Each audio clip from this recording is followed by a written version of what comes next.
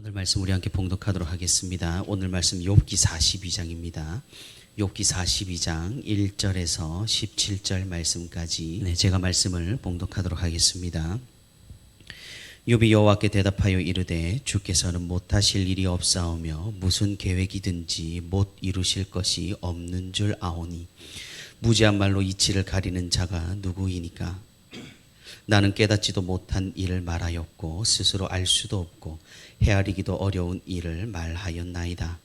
내가 말하겠사오니 주는 들으시고 내가 주께 묻겠사오니 주여 내게 알게 하옵소서. 내가 주께 대하여 귀로 듣기만 하였사오나 이제는 눈으로 주를 배옵나이다. 그러므로 내가 스스로 거두어 드리고 티끌과 제 가운데에서 회개하나이다. 여호와께서 욥에게 이 말씀을 하신 후에 여호와께서 대만 사람 엘리바스에게 이르시되 내가 너와 내 두 친구에게 노하나니 이는 너희가 나를 가리켜 말한 것이 내 종 욥의 말같이 옳지 못함이니라. 그런즉 너희는 수소 7과 순양 7을 가지고 내 종 욥에게 가서 너희를 위하여 번제를 드리라. 내 종 욥이 너희를 위하여 기도할 것인즉 내가 그를 기쁘게 받으리니 너희가 우매한 만큼 너희에게 갚지 아니하리라. 이는 너희가 나를 가리켜 말한 것이 내 종 욥의 말 같이 옳지 못함이라.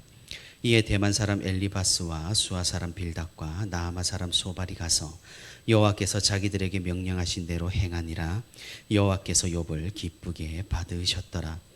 욥이 그의 친구들을 위하여 기도할 때 여호와께서 욥의 곤경을 돌이키시고 여호와께서 욥에게 이전 모든 소유보다 갑절이나 주신지라. 이에 그의 모든 형제와 자매와 이전에 알던 이들이 다 와서 그의 집에서 그와 함께 음식을 먹고 여호와께서 그에게 내리신 모든 재앙에 관하여 그를 위하여 슬퍼하며 위로하고 각각 퀘시타 하나씩과 금고리 하나씩을 주었더라.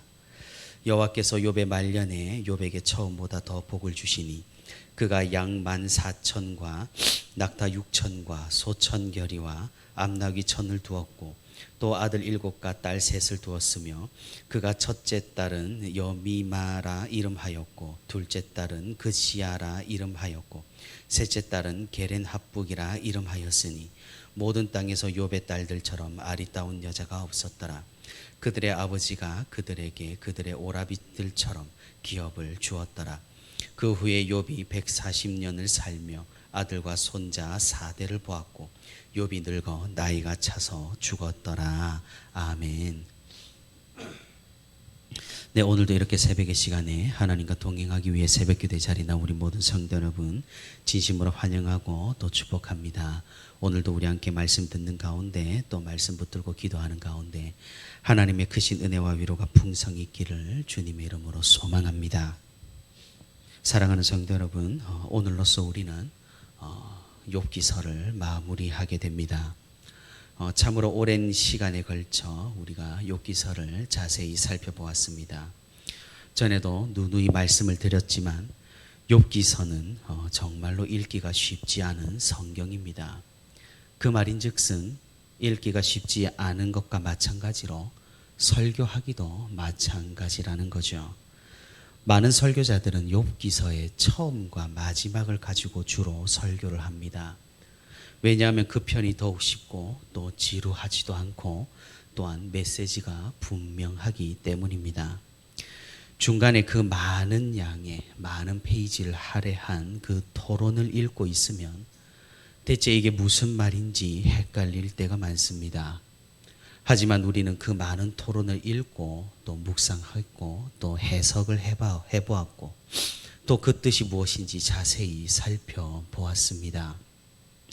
참으로 쉽지 않은 길을 다들 잘 걸어주셨습니다. 이제 여기에 있는 성도분들께서는 욥기의 결말을 제가 굳이 말씀을 안 드려도 이미 다 이해하실 것이란 그런 생각을 해봅니다. 욥기는 참으로 이해하기가 또한 힘든 성경입니다. 왜냐하면 그 처음부터 시작부터가 심상치가 않기 때문입니다. 저에게 이런 질문을 한 성도님이 계셨습니다. 하나님께서 욥을 시험한 이유가 사탄의 도발에 하나님이 오히려 넘어갔기 때문이 아닌가요? 그럼 욥은 정말로 괜한 시험을 억울하게 받은 게 된 게 아닌가요? 이렇게 본다면 사단의 도발에 넘어간 하나님이 잘못한 거지, 왜 욥이 회개해야 하고 왜 욥이 이런 고생을 하고 고난을 받아야 하는 걸까요? 이렇게 질문을 하셨습니다. 충분히 이런 질문을 하실 법합니다. 참으로 우리에게는 쉽지가 않은 그런 이야기입니다. 가만 생각해 보면 애초에 욥이 시험을 받은 계기가 정말로 사단의 도발이 있었기 때문입니다. 사단이 하나님께 무엇이라고 말을 했습니까? 욥이 괜히 까닭없이 하나님을 잘 섬기겠냐고. 그거야 하나님께서 욥을 보호하시고 욥 주위를 울타리를 치셔서 그를 번성케 하시고 축복하셨으니까 욥이 당연히 그런 하나님을 잘 섬기고 믿음이 있는 것이 아니냐고 사탄은 하나님께 말을 했었습니다. 하나님께서는 그 말을 들으시고 사단에게 욥을 시험하실 것을 허락을 하셨었죠. 참으로 아이러니합니다. 대체 왜 하나님께서는 그런 도발에 넘어가셔서 가만히 있던 욥을 그토록 죽을 고생을 시키고 고난을 주시며 죽기 직전까지 몰아가셨을까요? 대체 욥이 무슨 죄를 지었길래 가만히 있다가 이렇게까지 당했어야만 했던 것일까요? 우리는 이 사단의 도발이 어떤 의미를 가지는지를 잘 살펴봐야 합니다. 우선은 하나님께서 이 사단의 도발에 발끈하셨다거나 사단의 시험에 넘어가신 것이 아니라는 겁니다. 기본적으로 하나님께서는 이 모든 결말을 이미 아셨고 사단이 이미 실패하고 욥이 이 시험을 이길 것이란 사실을 알고 계셨습니다. 그리고 욥의 믿음이 정말이라는 사실도 그 누구보다 하나님께서는 아셨던 것입니다. 하지만 그것은 정말로 하나님만 아시는 것이라는 거죠. 사단조차도 욥의 진심을 몰랐고 욥의 친구들조차도 그 믿음의 진심을 몰랐습니다.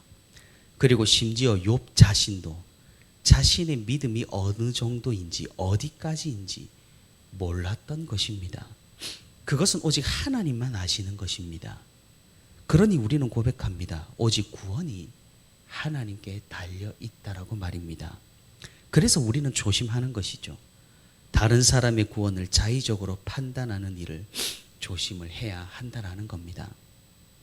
욥의 이야기는 이런 구조와 이런 방식의 연장선으로 계속해서 흘러갑니다. 우리가 다른 사람의 구원을 함부로 판단할 수 없는 것 같이 다른 사람의 고난도 함부로 판단할 수가 없다라는 것이죠. 우리가 누차 살펴봤듯이 그런 고난은 심판일 수도 있고 욥의 경우처럼 믿음의 시험일 수도 있다라는 겁니다. 하나님께서는 그리고 감당할 시험만을 허락을 하십니다. 그 말인즉슨 욥도 자기 자신을 몰랐지만 이 시험을 이겨낼 만큼의 하나님을 향한 마음을 가지고 있었다라는 말이 됩니다. 그러니 하나님께서는 사단의 도발에 넘어가신 것이 아니라 오히려 사단의 이런 가소로운 장난에 욥을 자랑하신 것이 된다라는 겁니다. 물론 욥의 입장에서는 죽을 고통과 죽을 고비를 넘겼습니다. 그리고 그 고통과 환난은 인간이 겪을 수 있는 거의 모든 부정적인 것들이었습니다. 우리는 그런 욥에게 감정이입이 되어서 대체 왜 하나님은 이런 일들을 허락하셨는가? 욥이 너무 불쌍하지 않는가라는 생각을 하게 됩니다. 물론 맞는 말입니다. 욥은 너무 불쌍한 사람이 되었습니다. 하지만 우리가 그것을 판단할 수가 없다라는 말입니다. 왜 그렇습니까? 우리는 욥을 위로할 뿐 하나님께 왜 그러셨나고 따질 만한 존재가 되지 못한다라는 겁니다. 우리 역시 피조물이기 때문이죠. 창조주이신 하나님께서 하시는 일에 대해서 우리는 이것이 불의하고 저것이 불공평하다라고 이야기를 할 자질이 안 되기 때문입니다. 만약 그러하다라고 우리가 선하고 악한 것을 판단하고 우리의 기준을 세워버린다면 그때는 우리가 하나님 앞에 반역한 피조물이 되어버린다는 겁니다. 누구랑 똑같이 말입니까? 감히 하나님을 도발하려고 한 저 사탄과 같이 되어버린다라는 말입니다. 사단의 잘못이 무엇입니까? 자기가 욥을 판단한 겁니다. 자기가 욥이 얼마나 선하고 악한지를 정해버린 겁니다. 그런 사탄에게 하나님께서는 자신이 창조주시고 자신만이 선과 악을 정의하시며 자신만이 모든 피조물의 길을 인도하신다라는 사실을 아주 강력하게 보여주시는 것이 바로 이 욥기서입니다. 악한 자들은 사탄과 똑같이 생각합니다. 선한 자들, 하나님을 믿는 자들, 하나님의 말씀에 따라가 살아가려는 자들을 보면서 사탄과 똑같이 말합니다. 신앙이나 믿음, 그거 모두 허상이 아니냐고 말입니다. 하지만 우리의 믿음의 선조들은 그런 조롱과 핍박 가운데에서도 그들의 믿음을 순전하게 지킴으로써 하나님에 대한 신의와 신앙을 지켰던 것입니다. 하나님께서는 이 욥기서를 통해 우리에게 보여주시는 것이 너무나도 분명해 보입니다. 하나님께서는 결국 우리를 선한 길로 인도하신다라는 강력한 방증입니다. 비록 지금 우리의 상황이 그러하지 못하고 우리가 악한 자들로부터 핍박을 받고 가만히 생각을 해보니 하나님을 잘 믿었는데 하나님이 모든 것을 다스리신다라는데 왜 나에게 이런 일들을 허락하셨는지 전혀 이해가 되지 않는 이런 상황 가운데에서 우리에게 하나님께서는 무엇이 정말 또한 믿음의 길인가를 알려주시는 것입니다. 그것은 하나님을 끝까지 믿고 인내하고 따르고 섬기라는 하나님의 명령입니다. 그리한다면 우리는 하나님께서 베풀어 주신 그 선한 길로 최종적으로 들어설 것이며 하나님께서 베풀어 주시는 그 축복의 길로 걷게 될 것이라는 약속입니다. 다만 우리는 착각해서는 안 됩니다. 오늘 욥기서의 결론이 무엇입니까? 결국 욥은 하나님께 복을 받아 천수를 누리고 이전보다 더욱 풍성한 물질의 복을 받았습니다. 이런 복은 우리에게 무엇을 알려주고 있습니까? 우리도 인내하고 하나님을 잘 섬긴다면 기름진 땅의 복과 물질의 복과 장수의 복과 자녀의 복을 받을 수 있다라는 그런 말씀일까요? 물론 그것도 배제할 수가 없습니다만 하나님의 의도는 영원의 관점입니다.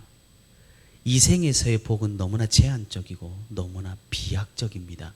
그리고 또 너무나 쾌락적입니다. 우리는 이것을 어디에서 알 수 있을까요?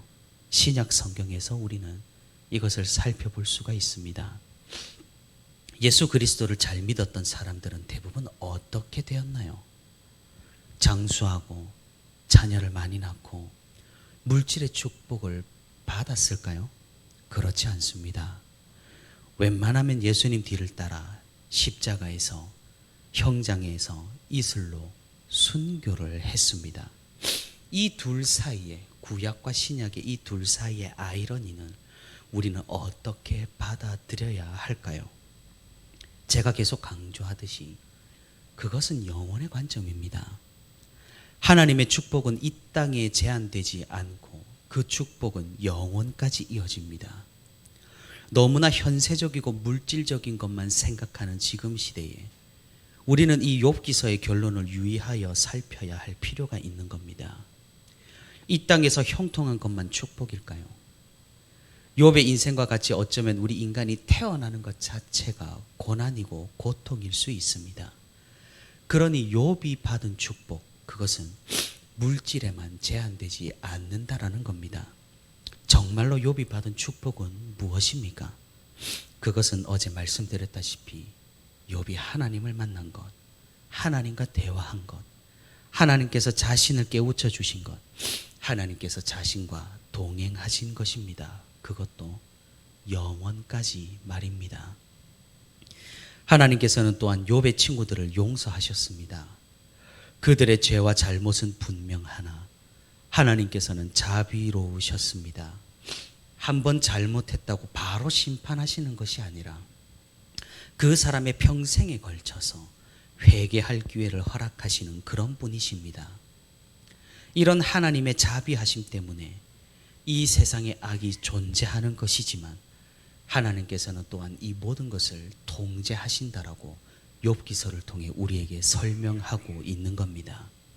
그 악으로 인해 피해를 받는 선한 사람들도 하나님께서는 그 고난을 통해 인도하고 계시며 이 모든 이 세상에 얽히고 설킨 관계와 상황과 환경을 통해서 하나님께서는 최종적으로 그분의 뜻을 모두 이루어 가신다라는 사실입니다.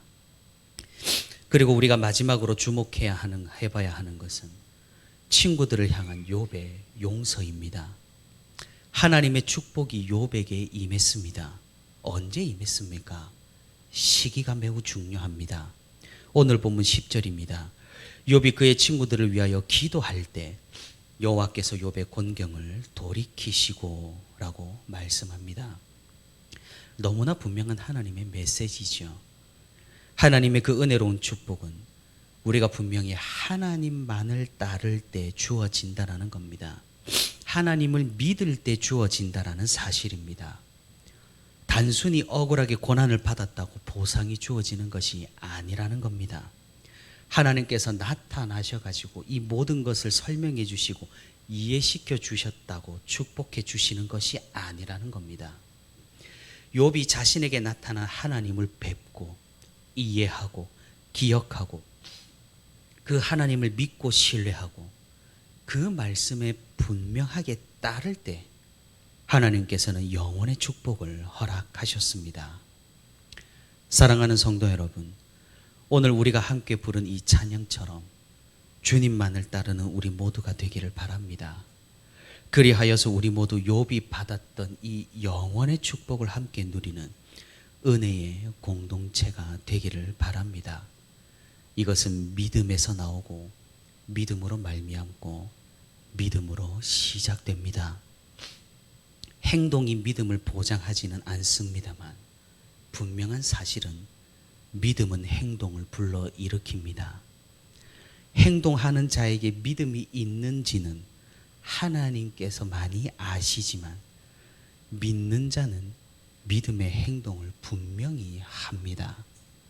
그러니 행하지 않는 자는 우리가 볼 것도 없겠지만 행하는 자들에게서 믿음의 성도를 발견할 수가 있다라는 것입니다. 우리가 욥기서의 말씀을 오늘까지 길게 살펴봤습니다.